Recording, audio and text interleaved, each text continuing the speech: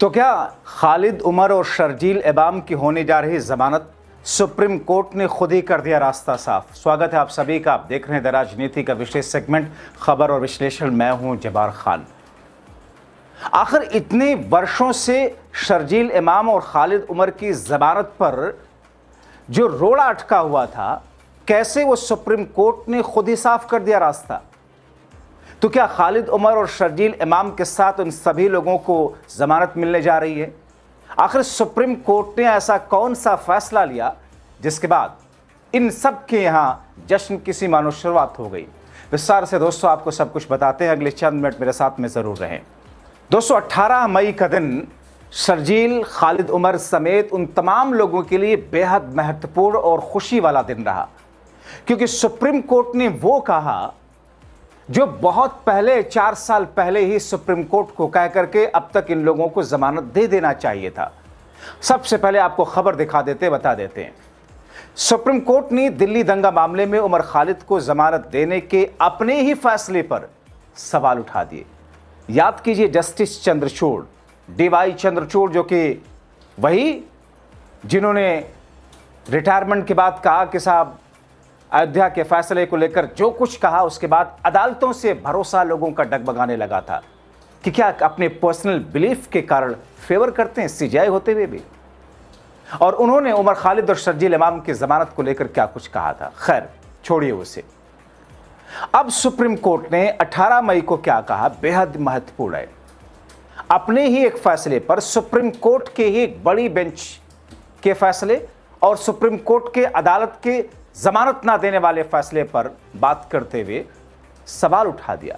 अदालत ने कहा कि उमर खालिद को जमानत ना देने के फैसले में सुप्रीम कोर्ट की बड़ी बेंच के फैसले का पालन नहीं किया गया, यानी कि छोटी बेंच ने बड़ी बेंच के उस फैसले को नहीं अपनाया जिसके हिसाब से छोटी बेंच को जमानत दे देना चाहिए था। सुप्रीम कोर्ट ने दोहराया, बेल यानी कि जमानत नियम है, जेल अपवाद है, और यह सिद्धांत UAPA जैसे कड़े कानूनों में भी लागू होता है। दोस्तों खालिद उमर पर क्या आरोप है? खालिद उमर पर कुछ ऐसे बयान जिससे लोगों को भड़काने, या फिर इन सब पर UAPA लगाया गया कि साहब उस धरने की anti-CA प्रोटेस्ट के लिए जो पैसा आ रहा था धरने के लिए, उस पर UAPA भी लगाया गया। अदालत ने 5 सालों से नार्को टेरर गतिविधियों में शामिल होने के आरोपी को जमानत दी है। दरअसल 5 सालों से नार्को टेरर गतिविधि में शामिल था एक बंदा। जस्टिस VB नागरत्ना और जस्टिस उज्जवल भुइयां की बेंच ने कहा कि गुरमिंदर सिंह और दिल्ली दंगे पर गुलफिशा फातिमा से जुड़े फैसले 3 जजेस की बेंच KA नजीब के बाध्यकारी सिद्धांतों से अलग नहीं जा सकते हैं। उन्होंने कहा कि छोटी बेंच दरअसल बड़ी बेंच के फैसलों को कमजोर नहीं कर सकती है, यानी कि उस बड़ी बेंच के फैसले के हिसाब से ही फैसला देना होगा। मगर सुप्रीम कोर्ट की छोटी बेंच ने उमर खालिद के मामले में, शर्जील इमाम के मामले में बड़ी बेंच के फैसले को नहीं माना। सुनवाई के दौरान कोर्ट ने कहा कि जब कोई बड़ी बेंच फैसला सुना देती है तो छोटी बेंच को उसे मानना ही होता है। आजकल ऐसा देखा जा रहा है, छोटी बेंच सीधे सीधे मना तो नहीं करती, लेकिन घुमा फिरा करके बड़े फैसले के असर को कमजोर कर देती है। सुप्रीम कोर्ट ने अपने फैसले में यह भी कहा कि छोटी बेंच बड़ी बेंच के फैसले को कमजोर कर ही नहीं सकती। कम संख्या वाली बेंच बड़ी बेंच के फैसले से बंधी हुई होती है। अगर किसी फैसले पर संदेह हो तो मामले को बड़ी बेंच के पास आप भेजिए। आपके सामने एक नजीर होने के बावजूद आप छोटी बेंच के बावजूद इसके आप फैसला लेकर के जमानत ना दें, यह कानून के संगत नहीं है।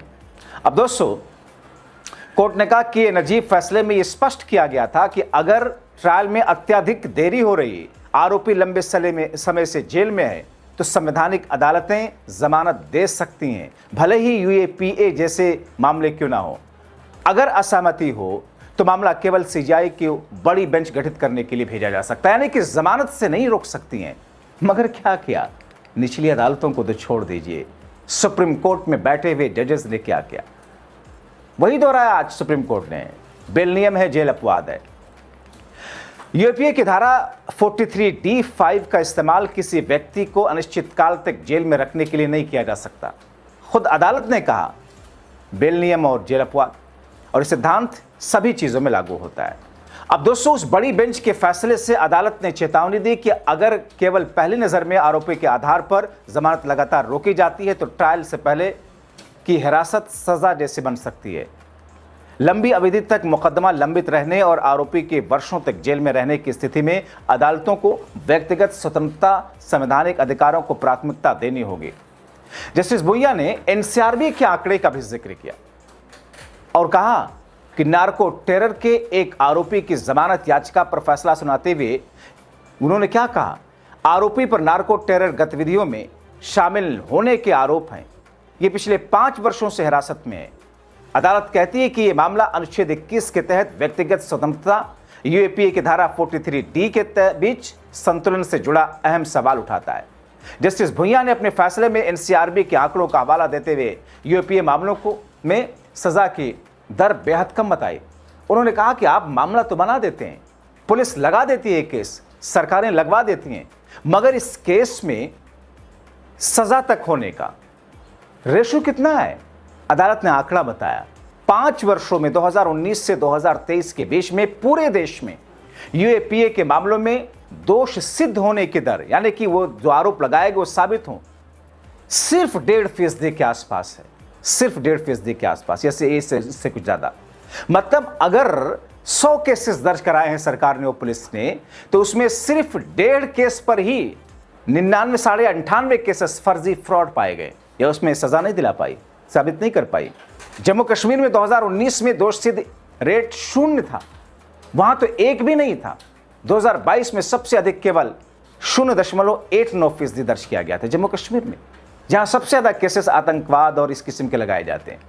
कोर्ट ने टिप्पणी की कि पूरे भारत में यूएपीए के मामले में 94 से 98% तक आरोपी बरी होते हैं। बरी होने की संभावनाएं रहती हैं, क्योंकि केसेस तो दर्ज कर दिए जाते हैं मगर उसे साबित करने के लिए सबूत नहीं होते इनके पास। 99% तक ऐसी संभावना जम्मू कश्मीर तक बनी रहती है। अब दोस्तों, आपको बताएं कि इस साल 4 जनवरी को जस्टिस अरविंद कुमार और जस्टिस NV अंजारिया के बेंच ने उमर खालिद और शर्जील इमाम की जमानत याचिका खारिज कर दी थी, अभी 4 जनवरी को। और कोर्ट ने फैसले को रिव्यू करने से भी मना कर दिया था कि दोनों आरोपी 1 साल तक दंगे मामले में जमानत याचिका दाखिल तक भी नहीं कर सकते हैं, ये उस जस्टिस ने कहा था। और दरअसल इसी मामले को लेकर ध्यान में रखकर के आज सुप्रीम कोर्ट ने कहा कि जब बड़ी बेंच का हवाला आपके सामने है तो आप ऐसा फैसला कैसे दे सकते हैं। 4 जनवरी को जस्टिस अरविंद कुमार और जस्टिस NV अंजारिया के बेंच ने उमर खालिद और शर्जील इमाम की जमानत याचिका खारिज करते हुए ये कहा था कि साहब 1 साल तक आप जमानत याचिका नहीं लगा सकते। सोचिए, दरअसल उमर खालिद, शर्जील इमाम, गुलफिर फातिमा, मिरान हैदर, शफाउर रहमान, मोहम्मद सलीम खान, शादाब अहमद दिल्ली दंगों के आरोप में 5 साल 3 महीने से ज्यादा तिहाड़ में। सोचिए, इतना वक्त अभी ट्रायल ही नहीं चल सका है। किसकी सरकार? जिस वक्त दंगे हुए केजरीवाल की सरकार थी, लेकिन सरकार तो भारतीय जनता पार्टी है, क्योंकि पुलिस उन्हीं के पास में, मुकदमे करना उन्हीं के अंतर्गत आता। गृह मंत्री अमित शाह के मंत्रालय के अधीन है दिल्ली की पुलिस। 5 साल ले लिए, 5.5 साल आपने, आप अब तक दोष सिद्ध नहीं कर पाए, जमानत भी नहीं देने दे रहे हैं। कन्हैया कुमार के मामले में क्या हुआ था? जेएनयू के उस छात्र जो आजकल एक बड़े नेता कांग्रेस पार्टी में। दरअसल जितना जहर सत्ता पक्ष या जो उन पर आरोप लगता है उनकी पार्टी पर, संघ और बीजेपी पर कथित तौर पर, कि जितना जहर वो नहीं फैलाते उससे ज्यादा जहर मीडिया फैलाता है। जेएनयू के उस भाषण में कन्हैया कुमार के देश के एक बड़े मीडिया हाउस, मुझे नाम लेने में कोई गुरेज नहीं, जी न्यूज, जो वीडियो चलाया, उस वीडियो से पूरा देश भ्रमित हुआ। बाद में वो वीडियो डॉक्टर और फेक पाया गया, जिसमें नारों की बात की गई थी कि कन्हैया कुमार ने लगाया भारत तेरे टुकड़े होंगे और इंशाल्लाह इंशाल्लाह। दोस्तों, बड़ा आसान है किसी की जगह को, किसी की आवाज़ में किसी की वीडियो लगा देना। आप दर्शक ये ट्राई कर सकते हैं। अब तो AI का ज़माना है, ChatGPT का ज़माना है। आप अभी यहाँ बैठे हैं, किसी बिहार में है, उत्तर प्रदेश में है, पंजाब में है, महाराष्ट्र में है, तमिलनाडु में है, या कोलकाता में है, उत्तराखंड में, कहीं भी है, महाराष्ट्र में। आप खुद को अगर इस वक्त वॉशिंगटन में दिखाना चाहते हैं, दिख जाएंगे। राष्ट्रपति डोनाल्ड ट्रंप के साथ लंच करते हुए दिखाना चाहते हैं, दिख जाएंगे। और राष्ट्रपति डोनाल्ड ट्रंप आपको कहते हुए दिख जाएंगे कि आप आए, मेरा दिल बाग बाग हो गया, और ये सब कुछ लगेगा कि बिल्कुल नेचुरल है। तो जेएनयू में जो कुछ हुआ था 2014-15 में, उसका डॉक्टर्ड वीडियो मीडिया ने किस तौर पर चलाया, जिसमें आज तक ये साबित नहीं, इसीलिए कन्हैया कुमार को साबित नहीं कर सकी शाह की पुलिस। उमर खालिद शर्जील इमाम का एक बयान जो कि बहुत ही विवादास्पद है, जिससे किसी को सहमति किसी की नहीं हो सकती, मेरी भी नहीं हो सकती। चिकन नेक का बयान, कोई भी भारतीय उससे सहमत नहीं हो सकता। मगर जो दूसरे मामले ठोके गए, क्यों? क्योंकि विरोध प्रदर्शन सीए के खिलाफ चल रहा था। कौन सा सीए? जो कि धर्म के आधार पर बहुसंख्यकों को या गैर मुस्लिम सभी समुदाय को, धर्म के लोगों को देश के अंदर नागरिकता देता था। और दूसरी तरफ चुनाव में आप घुसपैठिए का मुद्दा बना करके, क्योंकि मुस्लिम्स को घुसपैठिए बनाकर आप देश से बाहर करोगे, क्योंकि वो आपका वोटर नहीं है। गैर मुस्लिम हिंदू, सिख, जैन, क्रिश्चियन, इन सब को पाकिस्तान, अफगानिस्तान, बांग्लादेश से जो भी आ जाएं, वो पंडित हो, वो संत हो, वो चोर उचक्का हो, वो आतंकवादी हो, वो क्रिमिनल हो, कोई भी, उससे कोई मतलब नहीं। सबको आज़ादी देने के लिए सीए का कानून लाया गया। उसी का विरोध कर रहे थे ये लोग, और उसी कानून को रोकने, उसी विरोध को रोकने के लिए कपिल मिश्रा जैसे लोग, जो कि अब दिल्ली सरकार में मंत्री हैं, उन लोगों ने पुलिस के सामने धमकी दी कि साहब हम ये कर देंगे, वो कर देंगे। झड़प हुई, हिंसा हुई, और सारा मामला ठोक दिया गया एक समुदाय के लोगों पर। कपिल मिश्रा आराम से मंत्री बना बैठा है, और फिर 5 वर्ष, 5.5 वर्षों तक जमानत नहीं देने दी गई उमर खालिद जैसे लोगों को, जो कि अगर आप निष्पक्ष होकर के देखें और सोचें, भारत की जीन्स को देखें, लोकतंत्र के महत्वपूर्ण, लोकतंत्र की अहमियत को देखें, डेमोक्रेसी का सेटअप देखें, तो फिर उमर खालिद के ऊपर ऐसे कौन से आरोप हैं जो भारतीय जनता पार्टी के हर नेता पर नहीं लग सकते हैं, उनके बयानों और भाषणों के ऊपर।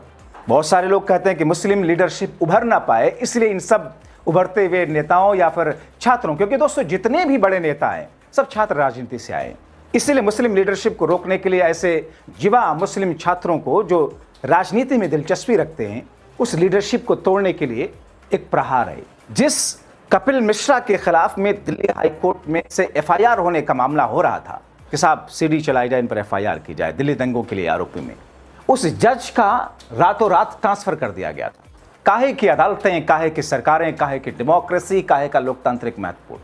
लेकिन दोस्तों अब 5 साल, 5.5, सवा 5 साल से जेल में बंद हैं सब। इन सब दिल्ली दंगों के आरोप में तिहाड़ में रखा गया। साल 2020 का वो मामला, और यूएपीए तक लगाया गया पुलिस के जरिए।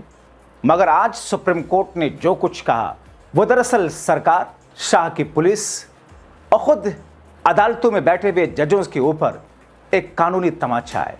हो सकता है आने वाले दिनों में आप उमर खालिद समेत शर्जील इमाम और दूसरे लोगों को जमानत मिलते हुए देखें। अपनी राय लिखें।